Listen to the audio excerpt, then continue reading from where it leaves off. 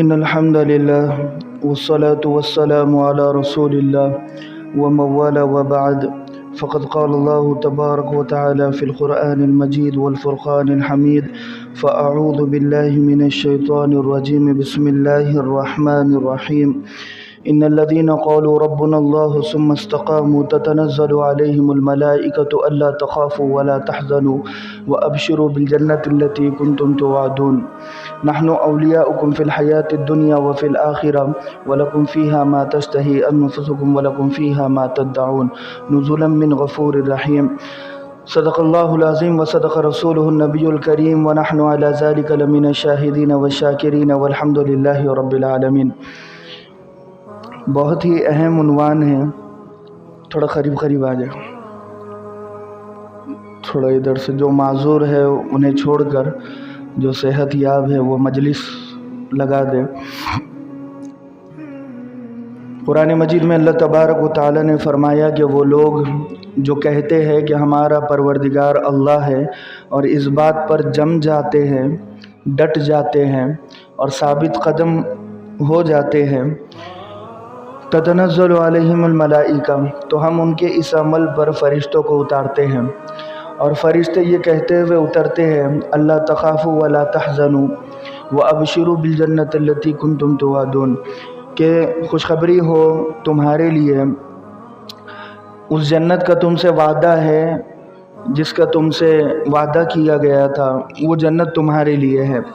لیکن اللہ تخافوا ولا تحزنوا، نہ تم گھبراؤ اور نہ تم غم کرو، افسوس کرو، اور کوئی ڈر اور گھبرانے کی تمہیں ضرورت نہیں ہے. تو یہ بہت بڑی بات ہے. فرمایا نحن اولیاؤکم فی الحیات الدنیا، ہم دنیاوی زندگی میں بھی تمہارے ساتھی ہیں اور آخرت کی زندگی میں بھی تمہارے ساتھی ہیں. وَلَكُمْ فِيهَا مَا تَشْتَهِي أَنفُسُكُمْ وَلَكُمْ فِيهَا مَا تَدَّعُونَ، اور جنت میں جو کچھ تم چاہو گے، جو تمہارا من چاہے گا، وہ من پسندیدہ چیزیں تمہارا انتظار کر رہی ہے. وَلَكُمْ فِيهَا مَا تَدَّعُونَ، اور جو چیز تم منگاؤ گے اس کی تمہاری دعوت ہوگی. کسی کو فروٹ کھانا ہے تو فروٹ کی دعوت، کسی کو اگر ظاہر سی بات ہے کچھ میٹھا کھانا ہے، میٹھے کی دعوت. تو اللہ کہہ رہا ہے کہ جو تمہیں پسند ہوگا ہم اس کی دعوت تمہارے لیے کریں گے. لیکن یہ کب ہوگا؟ جب ہم ڈریں گے نہیں، گھبرائیں گے نہیں. محرم الحرام کا مہینہ چل رہا ہے. دوسری جگہ پر فرمایا وَلَا تَقُولُوا لِمَنْ يُقْتَلُ فِي سَبِيلِ اللَّهِ أَمْوَاتٌ، کہ جو اللہ کے راستے میں قتل کر دیے گئے، جو شہید کر دیے گئے، تو تم انہیں مردہ نہ کہو، مرے ہوئے نہ سمجھو. بل احیاء ولکن لا تشعرون، بلکہ وہ زندہ ہیں مگر تمہیں محسوس نہیں ہوگا، تمہیں اس کا شعور نہیں ہے، تمہیں اس کی سمجھ نہیں ہے. انسان جب اللہ کے نام پر شہید ہوتا ہے، قربان ہوتا ہے، تو سب سے بڑی تسلی یہ ہوتی ہے کہ اللہ تبارک و تعالیٰ کہہ رہا ہے کہ اسے مرا ہوا نہ سمجھو، مردہ نہ سمجھو، یہ زندہ ہے. بل احیاء عند ربہم یرزقون، بلکہ وہ تمام شہداء زندے ہیں اور اللہ کے پاس ہیں اور اللہ انہیں رزق دے رہا ہے. یرزقون، مسلسل اللہ انہیں رزق دے رہا ہے. یہ بہت بڑی بات ہے. بل احیاء عند ربہم یرزقون. جب کوئی بندہ کلمہ پڑھتا ہے تو ایک سودا کرتا ہے اللہ سے کہ اے اللہ، لا الہ الا اللہ محمد رسول اللہ، کہ اے اللہ میری جان اور میرا مال میں نے یہ تیرے حوالے کر دیا اور میں نے یہ تیرے ہاتھ بیچ دیا جنت کے بدلے میں، مشاہدے کے بدلے میں، اللہ کے دیدار کے بدلے میں. جنت کا مطلب صرف حور اور غلمان اور قصور نہیں ہے، یعنی کہ بڑے بڑے محلات، باغات، آبشارے، مرغزارے اور خوبصورت حور اور خدمت کرنے والے بچے اور تخت و تاج، مسند، مہمان نوازی، کھانے، فروٹ. یہ نعمت نہیں ہے. سب سے بڑی نعمت یہ ہے کہ وہاں پر اللہ کا دیدار ہوگا، اللہ کا مشاہدہ ہوگا، بندے اللہ کو دیکھ سکیں گے. یہ آنکھ جس نے اب تک اللہ کی نشانیوں کو دیکھا، یہ کان جس نے اب تک اللہ کے بارے میں سنا، یہ زبان جس نے اب تک اللہ کے بارے میں بولا، یہ دل جس نے اب تک اللہ کی محبت کو پالا، یہ جسم جو اللہ کی محبت میں چلا پھرا، تکلیفیں برداشت کی ہے، یہ سب کا نتیجہ، ثمرہ اور رزلٹ اللہ کے دیدار سے ہوگا۔ اور اس سے بڑا کوئی انعام ہو نہیں سکتا، اس سے بڑا کوئی اکرام ہو نہیں سکتا۔ دنیا کی 18,000 مخلوقات کم و بیش ہیں، ان میں سے صرف ایک مخلوق ہے، ایک جنات اور ایک انسان، جنہیں اللہ کا دیدار نصیب ہوگا، اور یہ بہت بڑی نعمت ہے۔ ان اللہ اشتری من المؤمنین انفسهم واموالهم بان لهم الجنہ، یقیناً اللہ تبارک و تعالی نے مومنین کی جان اور مال کو جنت کے بدلے میں خرید لیا۔ اب یہ میرا جو میں نے مال ہے، میری جو جان ہے، یہ میں نے بیچ دیا، ہم بکے ہوئے مال ہے۔ یہ جان امانت ہے، یہ مال امانت ہے، یہ وقت امانت ہے، یہ جوانی امانت ہے، یہ بڑھاپا امانت ہے، یہ دنیاوی زندگی امانت ہے۔ یہ امانت کو لوٹانا اس طرح ہے کہ اللہ کے نبی نے صحابہ میں یہ جذبہ بھر دیا تھا، یہ تو تمہارا ہے ہی نہیں، یہ جسم تمہارا ہے ہی نہیں، یہ جان تمہاری ہے ہی نہیں، یہ مال تمہارا ہے ہی نہیں، یہ زندگی تمہاری ہے ہی نہیں، تم کیا تھے؟ تم کچھ نہ تھے۔ هل اتى على الانسان حين من الدهر لم يكن شيئا مذكورا، ایک ناپاک نطفہ اور قطرہ اور پانی کا قطرہ تھے، ہم نے تمہیں خوبصورت نوجوان بنایا، خوبصورت بچہ بنایا، ایک خوبصورت رشتہ داریوں میں، خوبصورت خاندان میں، خوبصورت شہر میں تمہیں ہم نے بھیجا، تم کیا تھے؟ تم کچھ نہیں تھے۔ تو اس جان پر سب سے بڑا ادھیکار اور حق ہے تو اللہ کا، اس مال پر سب سے بڑا ادھیکار اور حق ہے تو اللہ کا، نہ ماں کا، نہ باپ کا، نہ رشتہ داروں کا، کسی کا حق نہیں ہے۔ سب سے بڑا ادھیکار اور حق اللہ کا ہے، اس سے بڑا حق کسی کا نہیں ہے۔ تو جب یہ جان میری نہیں، جب یہ مال میرا نہیں، تو ہمیں کیا کرنا چاہیے؟ جب آواز لگے تو اللہ کے راستے میں ہماری جان قربان، ہمارا مال قربان۔ یہ جذبہ صحابہ میں اللہ کے نبی نے کوٹ کوٹ کر بھر دیا تھا، اور صحابہ نے اس جذبے کو سمجھا تھا۔ اللہ کے بات سمجھ میں آ جائے، حضرت عمر بن خطاب رضی اللہ عنہم سفر حج سے واپس ہو رہے ہیں، ایک جگہ پڑاؤ ڈالا، چاندنی رات ہے، چاند کو دیکھ رہے ہیں، چاند پر بدلیاں چھا رہی ہے، یعنی بادل چھا رہے ہیں، پھر بادل ہٹتے ہیں تو چاند، روشن چہرہ چاند کا سامنے آ جاتا ہے، اور بار بار بادل آ رہے ہیں، جا رہے ہیں، آ رہے ہیں، جا رہے ہیں۔ حضرت عمر بن خطاب سر سجود ہوئے اور دعا کی اللہ سے، اے اللہ، یہ چاند پر مختلف حالات آ رہے ہیں، اور یہ ان حالتوں سے گزر کر سارے عالم کو روشن اور منور کر رہا ہے۔ اے اللہ، عمر پر بھی حالات آ رہے ہیں، میرے اوپر ایسے حالات آ رہے ہیں۔ اور حضرت عمر بن خطاب بڑھاپے کی عمر کو پہنچ چکے تھے، تو کہنے لگے اللہ تبارک و تعالی سے، اے اللہ، کہیں ایسا نہ ہو کہ ان حالتوں کی میں تاب نہ لے سکوں، برداشت نہ کر سکوں اور دنیا سے چلا جاؤں۔ اللہم ارزقنی شہادۃ فی سبیلک، اے اللہ مجھے تیرے راستے کی شہادت نصیب کر دے، اے اللہ میں شہیدوں میں شمار ہو جاؤں، مجھے شہید بننا ہے، مجھے شہید ہونا ہے تیرے راستے میں۔ شہادت کو سعادت وہ لوگ سمجھتے تھے، نیک بختی، خوش بختی، سب سے بڑا نیک عمل اللہ کے راستے میں اللہ کے نام پر قربان ہونا۔ دو سگے بھائی اللہ کے نبی صلی اللہ علیہ وسلم بدر کی صفیں تیار کر رہے ہیں، وہ سگے بھائی آ گئے اور صف میں کھڑے ہو گئے۔ ایک کی ہائٹ تھوڑی زیادہ تھی، ایک کی ہائٹ کم تھی، ایک بڑا تھا، ایک چھوٹا تھا۔ اللہ کے نبی نے بڑے کو منتخب کیا، چن لیا، ٹھیک ہے چلو تم بدر میں ہمارے ساتھ رہو گے، اور چھوٹے سے کہا تم چھوٹے ہو، کچھ سال بعد کوشش کرنا، لہذا تم چلے جاؤ۔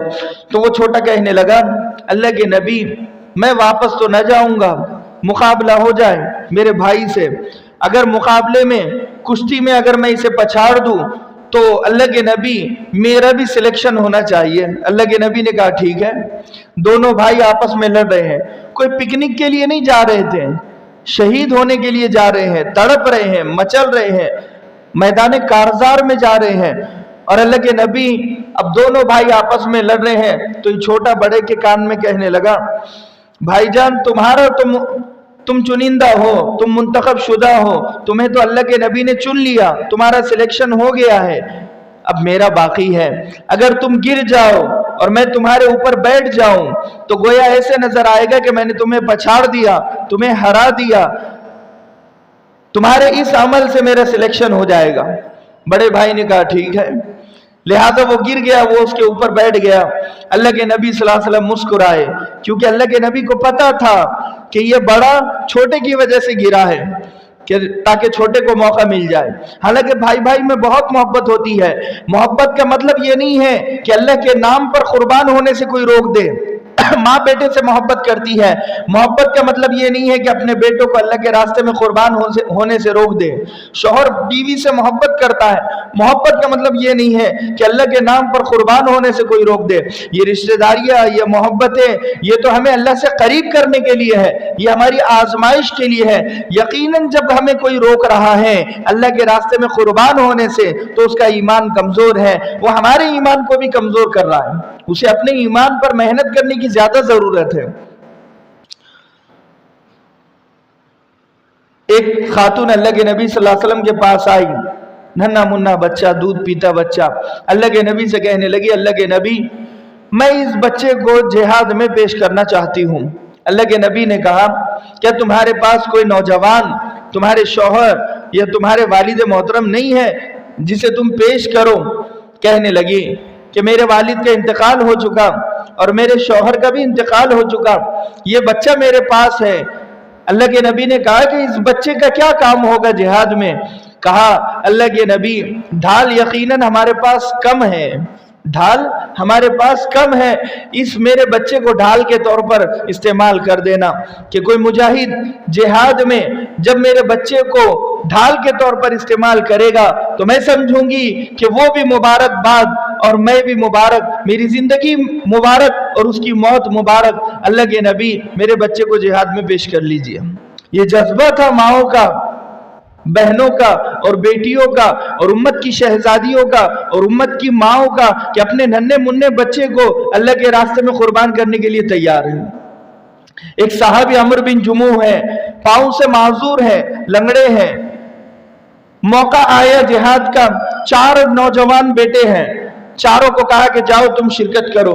ये 4 बेटे शिरकत करने के लिए जा रहे हैं, पीछे से ये भी तैयारी कर रहे हैं।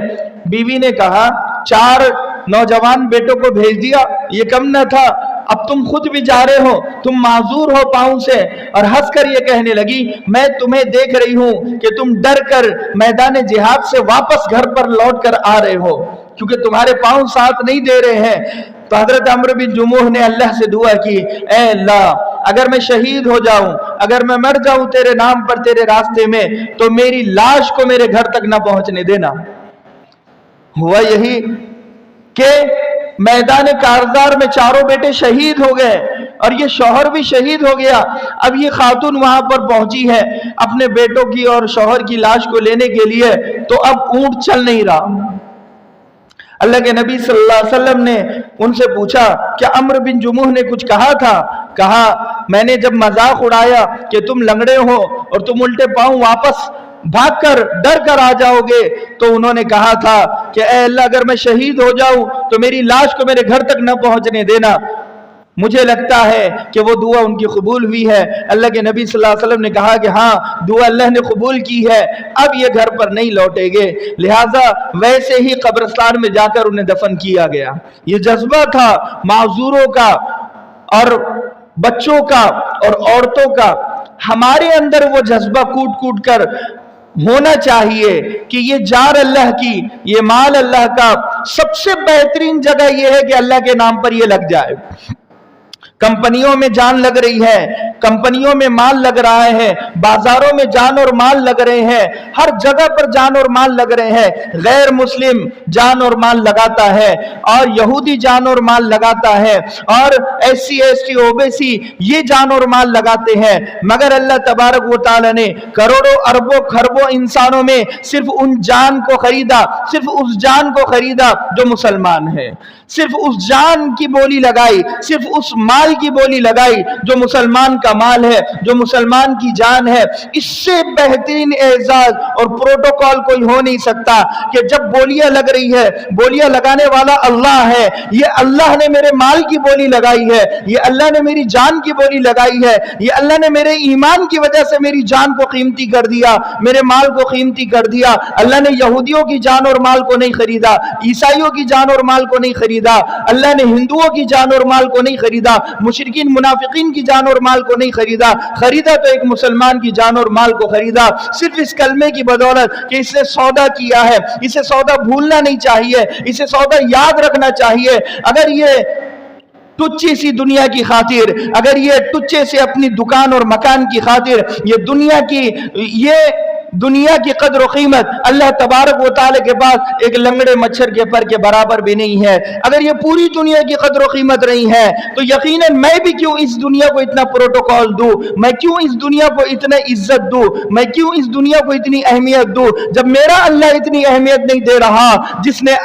جس اللہ نے زمین کو بنایا، آسمان کو بنایا، ستاروں کو لگایا، سجایا، پہاڑوں کو بنایا، سمندر کی مچھلیوں کو غذا فراہم کی ہے، اور بادلوں کو میرے لیے اٹھایا، اور اتنی کائنات کو سجایا اور گیلیکسیز کو سجایا، تو جب یہ میرا اللہ اتنا پروٹوکول اس دنیا کو دینے کے لیے تیار نہیں ہے جتنا پروٹوکول اس اللہ نے میری جان کو دیا، میرے مال کو دیا، میرے ایمان کو دیا، میرے کلمے کو دیا، تو کیوں نہ میں اپنی اہمیت کو سمجھوں، کیوں نہ میں اپنے کلمے کو سمجھوں، کیوں نہ میں اپنے مال کو سمجھوں، اور میں اسے قیمتی جگہ پر لگاؤں اور قیمتی سمجھ کر لگاؤں۔ یہ اتنا قیمتی ہے، تو بہت زیادہ ضروری ہے ان باتوں کو سمجھنا ہمارے لیے۔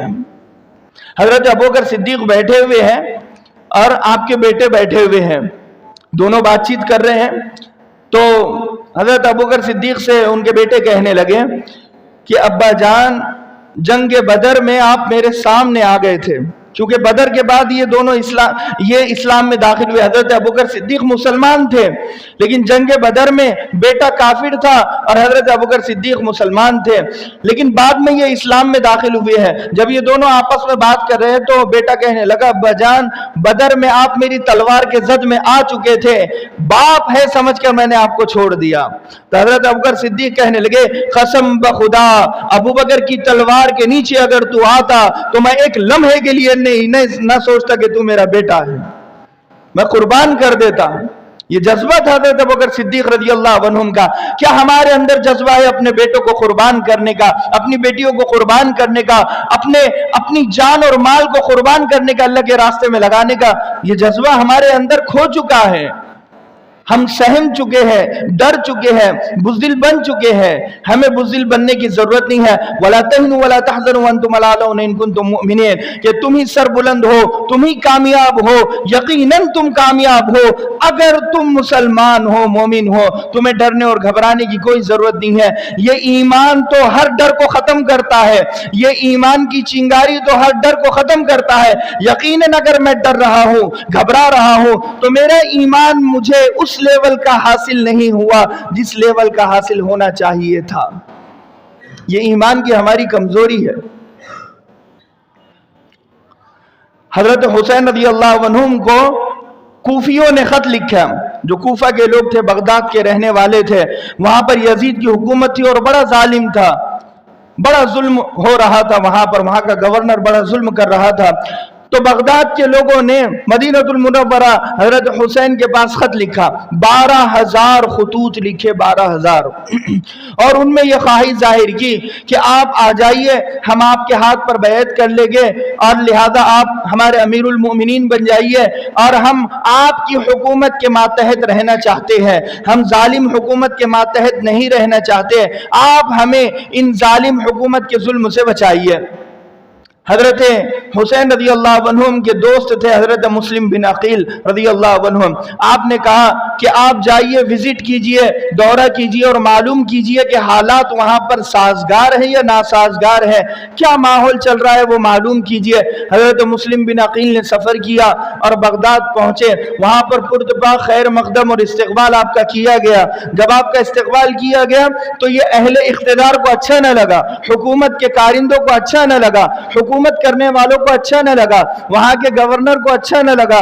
यजीद को जब पता चला तो यजीद ने वहां के गवर्नर को माजूल कर दिया, सस्पेंड कर दिया और इब्ने जियाद को गवर्नर बनाकर भेजा। और इब्ने जियाद ये जुल्म में माहिर था, ये जबर में माहिर था, जबरदस्ती में माहिर था, तशद्दुद में माहिर था। जब इब्ने जियाद को वहां का गवर्नर बनाया तो इब्ने जियाद ने एक लंबी चौड़ी तकरीर की चौराहे पर जाकर जो मुसलमान वहां पर बस रहे थे वो डर गए, सहम गए, बुज़दिल बन गए और वो पीछे हट गए और कहने लगा वो उसने अपने हाथ पर वहां के मुसलमानों की बैत करना चाहिए, उन्होंने बैत कर ली। हजरत मुस्लिम बिन अकील को जब पता चला तो उम्मे हानी बिन्त उरुवा के घर पर आप गए और छुप कर वहां पर बैठ गए। इसलिए नहीं कि आपको शहीद ना होना था, इसलिए कि एक खत और लिखना था, क्योंकि पहले आपने एक खत लिखा था हजरत हुसैन को और कहा था यहाँ साजगार हालात है, आप आ जाइए, कोई खतरे की बात नहीं है। लेकिन दूसरा खत आपने लिखा कि गवर्नर बदल चुका है, माजूल कर दिया गया है, इब्ने जियाद गवर्नर बना है, वो बड़ा जालिम है और आपके लिए तैयारियां शुरू हो चुकी है, आप यहाँ पर मत आइए। ये खत आपने लिखा और खत को भेजा। हजरत हुसैन रज़ी अल्लाह अन्हु वहां पर अपने घोड़ों को तैयार कर रहे हैं, वो घोड़े पर बैठ चुके हैं और हजरत इब्ने अब्बास रज़ी अल्लाह अन्हु आए और कहने लगे हुसैन मेरा ये कहना है कि आप रुक जाइए, आपकी जान को खतरा है। नवासे रसूल थे, जिगर गोशे बुतूल थे, वो कहने लगे कि कोई खतरे की बात नहीं है, मैंने मुस्लिम बिन अकील को वहां पर भेजा है और हालात बड़े साजगार हैं। बड़ा सहाबा ने मना किया लेकिन हजरत हुसैन वहां से निकले। यहां पर हजरत मुस्लिम बिन अकील को पकड़ा गया और पकड़कर शहीद कर दिया गया। वो दूसरा खत पहुंचने से पहले हजरत हुसैन रज़ी अल्लाह अन्हु सफर पर निकल चुके थे। जब वो सफर पर निकल गए और जब वहां पर पहुंचे सारी फौजों ने आपका मुहासिरा किया। इब्ने जियाद ने वहां की सरहद पर हर फौज को बिठा दिया था। हजरत हुसैन का काफिला जैसे ही दाखिल हुआ वो जंग के इरादे से नहीं चल रहे थे, अगर जंग पर जाते तो घोड़ों को तैयार क्यों किया करते थे, वो अपने रिश्तेदारों को क्यों लेते थे साथ में। जंग पर तैयार करने के लिए असलहा साथ में होता है, हथियार साथ में होते हैं, एक फौज साथ में होती है, सेल्फ डिफेंस होता है, अटैकिंग पोजीशन होती है। इन पोजीशन पर आपने ध्यान नहीं दिया क्योंकि आपको ये ख्याल था कि मैं वहां पर जा रहा हूं तो एक एग्रीमेंट के लिए और लिहाजा बैत करने के लिए वहां पर जा रहा हूं और वहां की मुसलमानों की मदद करने के लिए वहां पर जा रहा हूं, ये आपके जहन में था। जब वहां पर पहुंचे तो फौज ने घेर लिया। इब्ने जियाद ने कहा कि मेरे हाथ पर तुम्हें अभी ऑन द स्पॉट बैत करनी होगी।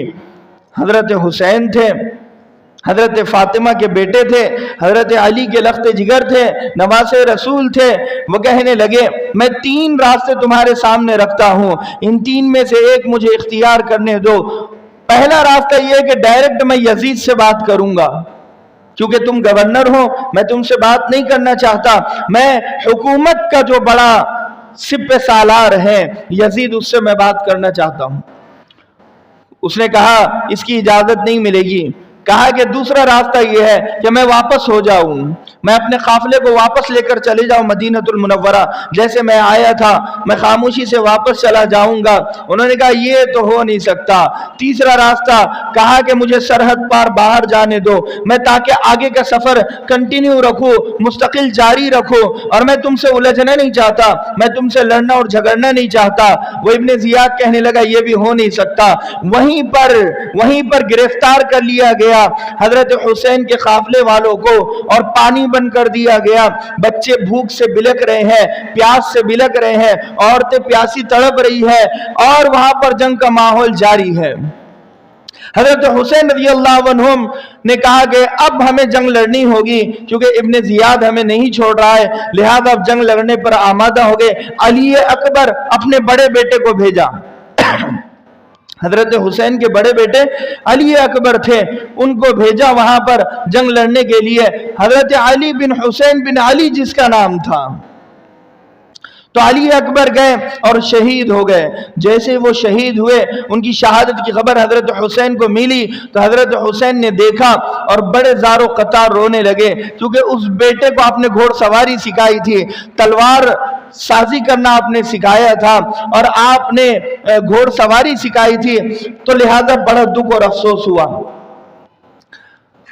جیسے ہی خبر مستورات کو پہنچی، عورتیں تھیں، ظاہر سی بات ہے ماتم کر سکتی تھی، مگر صبر کیا۔ حضرت صفیہ ساتھ میں تھی، حضرت صفیہ کو دیکھا اور صبر کیا۔ حضرت صفیہ کون ہے؟ یہ حضرت حمزہ رضی اللہ عنہ کی بہن ہے، سگی بہن۔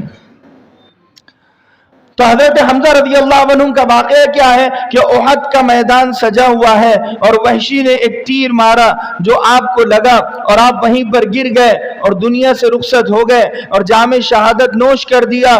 ہندہ اپنے باپ کا بدلہ لینا چاہتی تھی جسے حضرت حمزہ نے قتل کیا تھا۔ تو ہندہ وہاں پر آئی اور اس نے آپ کی ناک، آپ کے کان کاٹے اور آپ کے ہونٹ کاٹے، آپ کی زبان کاٹی اور لہذا آپ کے سینے کو چیرا اور آپ کے کلیجے کو چبایا اور اس کا ہار بنایا اور وہاں سے رخصت ہوئی۔ اللہ کے نبی صلی اللہ علیہ وسلم نے دیکھا تو زار و قطار رونے لگے۔ اب یہ حضرت صفیہ اپنے بھائی کو تلاش کرتی ہوئی احد کے میدان میں جب پہنچی ہے تو صحابہ روک رہے ہیں، صحابیات روک رہے ہیں، تم اپنے بھائی کا حال دیکھ نہیں سکتی۔ تو حضرت صفیہ نے کہا کہ میں مبارکباد پیش کرتی ہوں اپنے بھائی کو اور میں مبارکباد دینے کے لیے جا رہی ہوں۔ تو کہا کہ ٹھیک ہے۔ اللہ کے نبی نے اشارہ کیا۔ یہ بھائی اپنے بہن کو جب دیکھتی ہے تو دیکھا کہ آپ کے دونوں آنکھوں میں نیزے چبھے ہوئے ہیں، ایک نیزہ ادھر گاڑا تھا، ایک نیزہ ادھر گاڑا تھا، آنکھ باہر آئی ہوئی ہے اور آپ کی ناک کٹی ہوئی ہے اور آپ کی زبان کٹی ہوئی ہے اور آپ کا سینہ چیرا ہوا ہے، post mortem, heart post mortem کیا ہوا تھا۔ تو آپ زار و قطار رونے لگی اور کہا کہ میں مبارکباد اپنے بھائی کو پیش کرتی ہوں اور مبارکباد دی اور وہاں سے رخصت ہو گئی اور صبر کیا، ماتم نہیں کیا۔ میرے کہنے کا مقصد یہ ہے، جو لوگ یہ کہتے ہیں کہ کربلا کے شہیدوں پر ماتم کیا گیا وہ غلط کہتے ہیں۔ ماتم نہیں کیا گیا، صبر کیا گیا، شکر کیا گیا، اللہ کی ذات پر بھروسہ کیا گیا، مبارکبادی دی گئی اور وہ خوش تھے کہ اللہ کے راستے میں اتنی جانیں قربان ہوئی ہے۔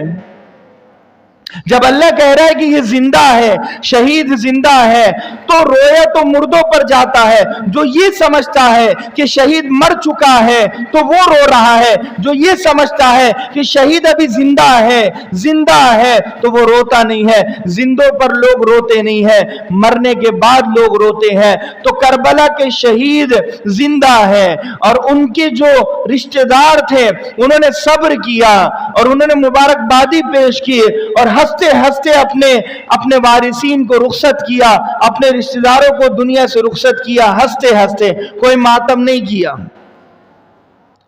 تو حضرت صفیہ سامنے بیٹھی ہوئی تھی تو حضرت علی اکبر کی والدہ نے صبر کیا، حضرت حسین کی بیوی نے وہاں پر صبر کیا۔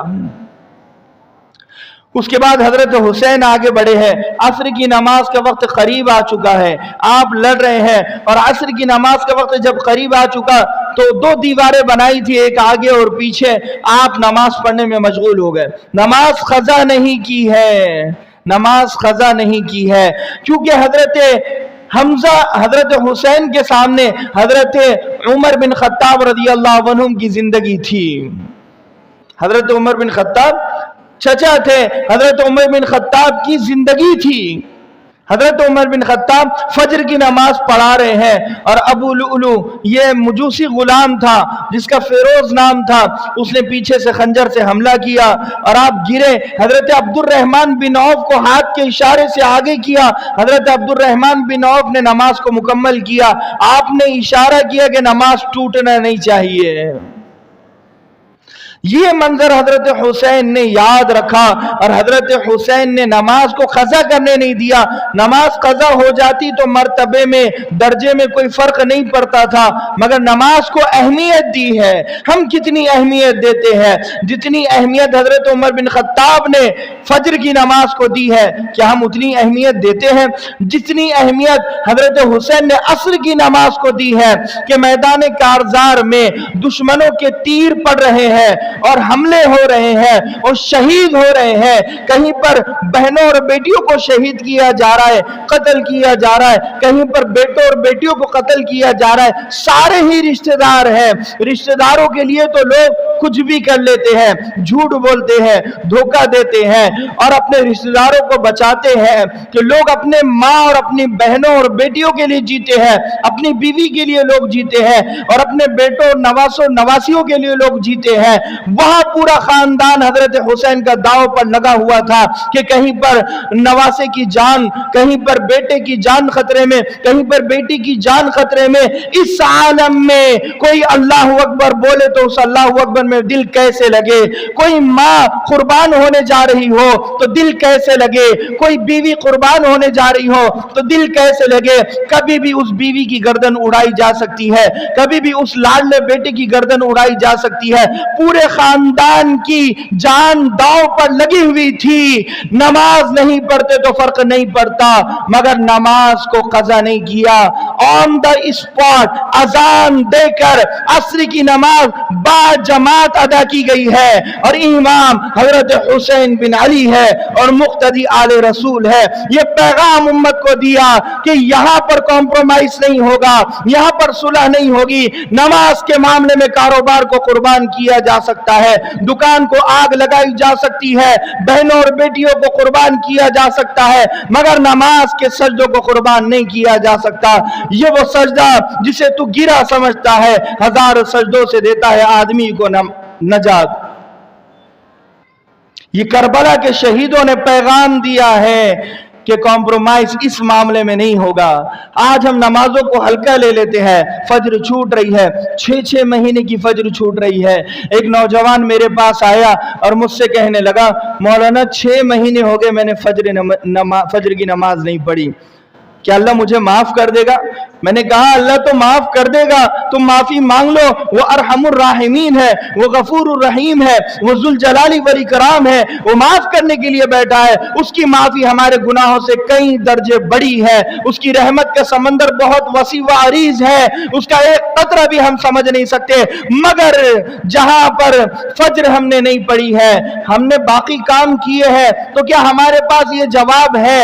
اللہ کہے گا تو بہترین بیٹا بننے میں لگ گیا، بہترین شوہر بننے میں لگ گیا، تو نے اپنے دنیاوی کام نبھائے، تو نے کپڑے سلوائے، تو نے جوتے پہنے، تو نے شادی اٹینڈ کی، تو نے ولیمہ کیا، تو نے ہنسی و مذاق کی محفلیں سجائی، تو نے سگریٹ پیے، تو نے بیڑی پی اور تو نے شراب پی۔ ان تمام چیزوں کے لیے تیرے پاس وقت تھا، وقت نہیں تھا تو فجر کی نماز کے لیے وقت نہیں تھا۔ کیا یہ جواب ہمارے پاس بنتا ہے؟ یہ جواب نہیں بنتا۔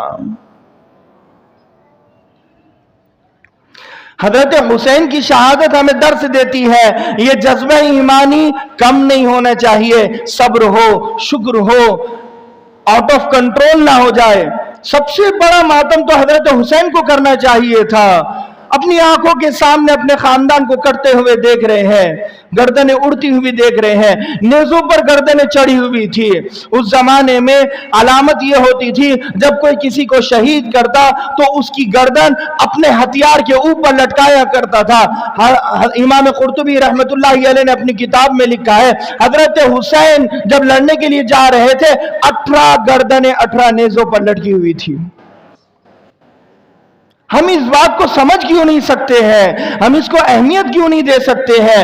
آج ہزاروں سال گزر رہے ہیں، ایک حسین پیدا نہ ہو سکا، ایک جذبہ ایمانی پیدا نہ ہو سکا ہمارے اندر۔ ایک عیسائی بادشاہ نے 2 صحابہ کو قید کیا، وزیر اور مشیر نے کہا یہ بڑے دانشمند لگ رہے ہیں اور لیڈرشپ کوالٹی ان کے اندر ہے، بہترین گھوڑ سوار ہے، تیر انداز ہے، اپنی فوج میں ہم انہیں شامل کر دیں، بشرط یہ کہ عیسائی بن جائیے۔ تو 2 صحابہ کو بلایا اور کہا کہ تم اگر عیسائی بن جاؤ تو ہم تمہیں چھوڑ دیں گے اور تمہیں اپنی فوج کا سپہ سالار بنا دیں گے۔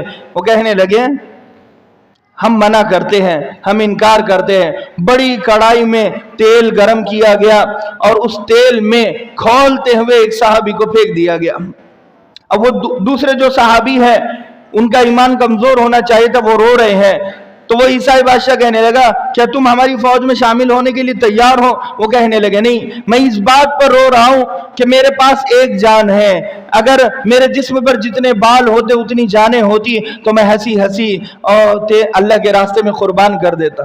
یہ جذبہ ہونا چاہیے، ہمارے اندر وہ جذبہ نہیں ہے۔ ایک صحابی، آپ کی بیوی حضرت جابر بن سمرہ، آپ کی بیوی امید سے ہے، اور آواز لگی کہ اللہ کے راستے میں مجاہدین کی ضرورت ہے، یہ وہاں سے نکل گئے۔ جب واپس آئے ہیں تو کچھ سال واپس آنے میں لگ گئے۔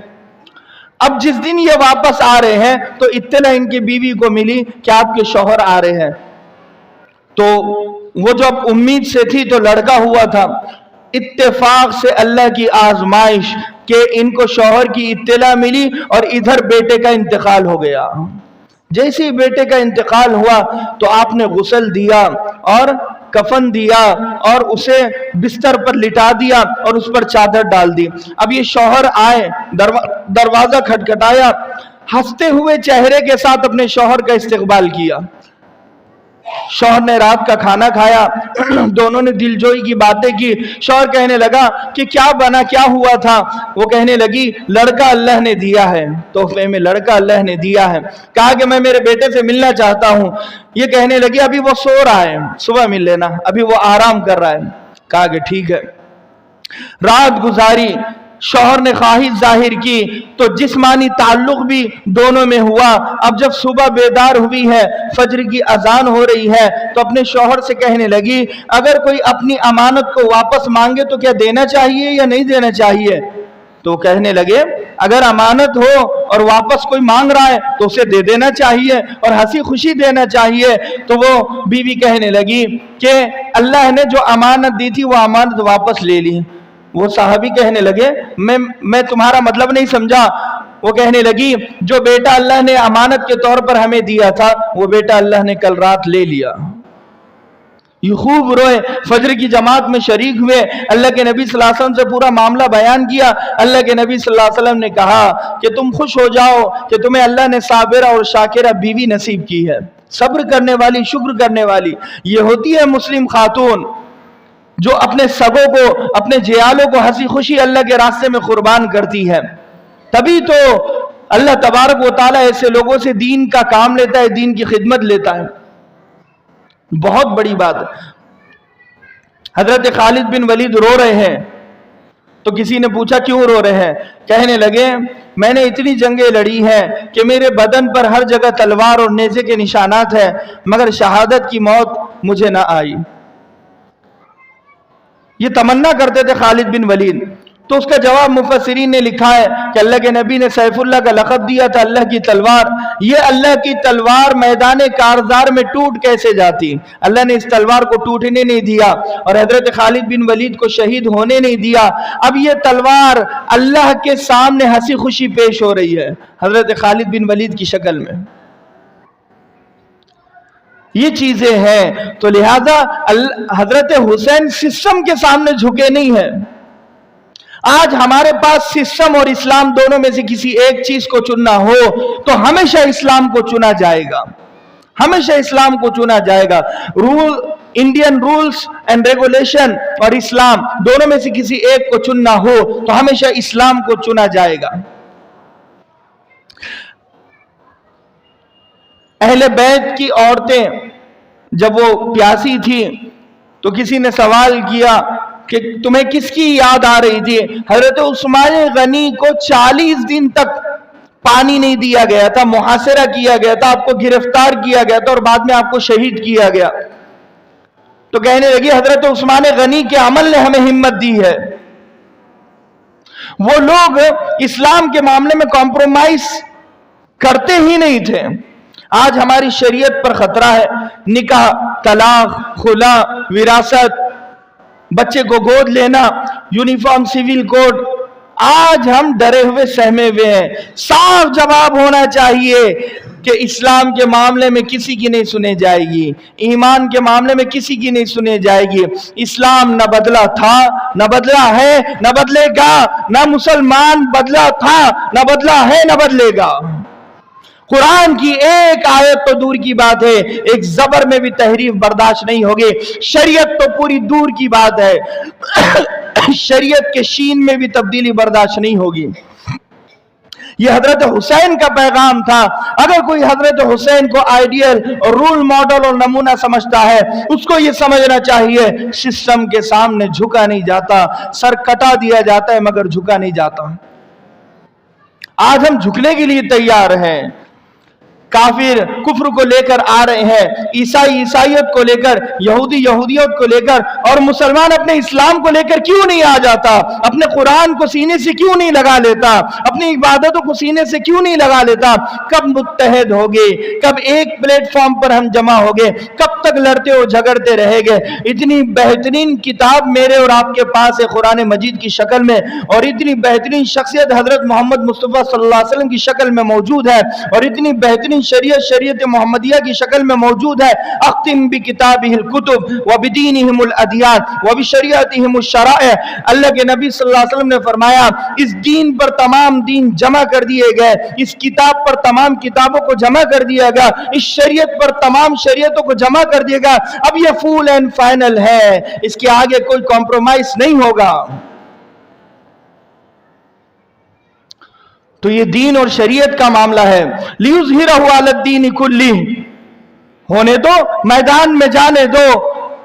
اللہ تبارک و تعالیٰ فرماتا ہے آخر میں ہم دین اسلام کو غالب کرے گئے۔ لِيُظْهِرَهُ عَلَى الدِّينِ كُلِّهِ وَلَوْ كَرِهَ الْكَافِرُونَ وَلَوْ كَرِهَ الْمُشْرِكُونَ، اگرچہ کافروں کو برا لگتا ہے، مشرکین کو برا لگتا ہے، مگر مذہب اسلام ہر مذہب پر غالب آ کر رہے گا، ہر کچے پکے مکان تک پہنچ کر رہے گا، اللہ اور اللہ کے رسول کی صدا بلند ہوتی رہے گی۔ تو ہم ان چیزوں کو سمجھے، ہم ان باتوں کو سمجھے۔ حضرت حسین نے کمپرومائز نہیں کیا تو ہم اس سے سبق لیں۔ حضرت علی رضی اللہ عنہ سے پہلے حضرت ابوبکر، حضرت عمر، حضرت عثمان، یہ تینوں خلیفہ تھے۔ آپ نے انہیں حق پر سمجھا، اسی لیے آپ نے ان کی خلافت کو تسلیم کیا۔ اس کے بعد حضرت معاویہ کو حق پر حضرت حسن نے سمجھا، اسی لیے دستبردار ہو گئے آپ۔ جب کسی کو حق پر سمجھا، اس کا مطلب یہ نہیں کہ حضرت معاویہ غلطی پر ہے، یا حضرت علی غلطی پر ہے، یا حضرت حسین غلطی پر ہے۔ جب آپ کو سیٹسفیکشن مل جاتی ہے اور اطمینان اور سکون مل جاتا ہے کہ یہ فلاں حکومت ٹھیک ہے، حق پر ہے، تو وہاں پر خاموشی اختیار کی جاتی ہے۔ حضرت علی خاموش اس لیے رہے کہ حضرت ابوبکر صدیق کی خلافت کو حق پر سمجھا، حضرت عمر کی خلافت کو حق پر سمجھا، حضرت عثمان غنی کی خلافت کو حق پر سمجھا۔ حضرت حسن خاموش اس لیے رہے کہ حضرت امیر معاویہ کی خلافت کو حق پر سمجھا۔ ہم کون ہوتے ہیں برا بھلا کہنے والے؟ اسی لیے ان دینی باتوں کو سمجھے، ان اہمیت کو سمجھے، محرم کے پیغام کو سمجھے۔ اللہ تبارک و تعالی ہمیں عمل کی توفیق نصیب فرمائے۔ 10 محرم کا روزہ، یہ روزہ فرض تھا، لیکن رمضان کے روزے جب فرض کیے گئے تو 10 محرم کے روزے کو مستحب اور سنت کر دیا گیا۔ اسی لیے ایک روزہ نہ رکھے، 2 روزے رکھے، 9 10 محرم یا 10 11 محرم۔ اللہ کے نبی نے فرمایا خالف الیہود والمشرکین، کہ تم یہودی اور مشرکین کی مخالفت کرو، اس لیے کہ یہودی حضرت موسیٰ علیہ السلام کے ذریعے سے اللہ تبارک و تعالیٰ نے 10 محرم الحرام کو نجات دی تھی فرعون سے بنی اسرائیل کو۔ اس کے شکرانے میں یہودی 10 محرم کو روزہ رکھا کرتے تھے اس زمانے میں، تو اللہ کے نبی نے فرمایا کہ تم 2 روزے رکھو، 9 10 یا 10 11 محرم۔ اللہ کے نبی صلی اللہ علیہ وسلم نے 10 محرم کا روزہ رکھا۔ جب تمنا ظاہر کی آپ نے تو پھر 2 مہینے کے بعد آپ کا انتقال ہو گیا۔ یہ محرم میں 10 محرم کا آپ نے روزہ رکھا، ایک روزہ، اور سفر ربیع الاول میں آپ کا سفر ربیع الاول اور ربیع الاخر میں آپ کا انتقال ہو گیا۔ تو لہذا خاص طور پر اس بات کو خیال رکھے ہم کہ اللہ کے نبی نے خواہش ظاہر کی، صحابہ نے اس پر عمل کیا۔ ایک روزہ اگر کوئی رکھتا ہے مکروہ تنزیہی ہے، لیکن اس کو ثواب ضرور ملے گا۔ ایک روزہ بھی رکھنا چاہیے، 2 روزے بھی رکھنا چاہیے، کوئی اگر 3 رکھنا چاہتے تو 3 بھی رکھنا چاہیے، اس میں منع نہیں ہے۔ اللہ تبارک و تعالیٰ سے دعا ہے۔ اور ایک آخری بات کہ ہم اس دن میں دسترخوان کو وسیع کریں، کشادہ کریں، کیونکہ اللہ کے نبی صلی اللہ علیہ وسلم نے ضعیف حدیث ہے مگر سند کے اعتبار سے صحابہ کرام نے اس پر عمل کیا ہے کہ ہم 10 محرم کو دسترخوان وسیع و کشادہ کریں، اپنے اہل و عیال پر زیادہ خرچ کریں، اس کی برکات سال بھر ہوتی ہے۔ اور جو 10 محرم کو روزہ رکھتا ہے اللہ تبارک و تعالیٰ گزشتہ سال کے تمام گناہوں کو اس کو معاف کر دیتا ہے۔ اسی لیے ہم روزہ بھی رکھیں، اور دوسری بات افطار میں اہتمام بھی کریں۔ اللہ تبارک و تعالیٰ کہنے سننے سے زیادہ ہم تمام کو عمل کی توفیق نصیب فرمائے۔ وآخر دعوانا الحمدللہ رب العالمین وما توفیقی الا باللہ وما علینا الا البلاغ۔ ہے۔